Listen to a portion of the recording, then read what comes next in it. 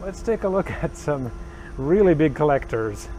So this is a Pro Mod size V-band, very, very big. This has 1.5 inch Schedule 10 matching inlet sizes with a wastegate exit. So this is already a big one. This weighs in at about 1.5 kilograms.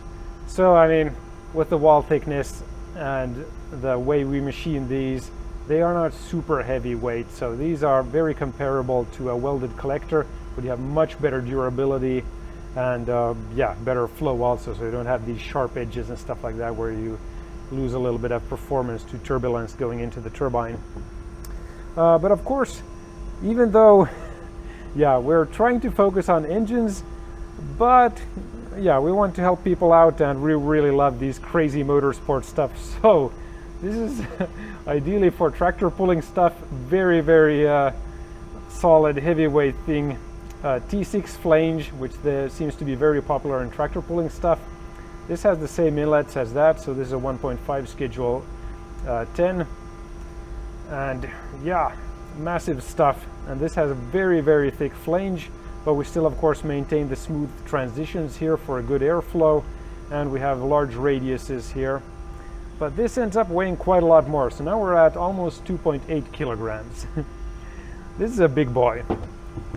But of course, some people are not happy with 1.5 inch Schedule 10, so we have the same size collector, T6 flange, but with a 2-inch Schedule 40 pipe. So this starts getting really big.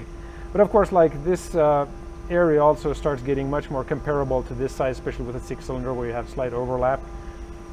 So yeah, this starts making more sense for this flange size. But this of course ends up adding quite a lot of weight also with the massive like overall dimensions of the collector.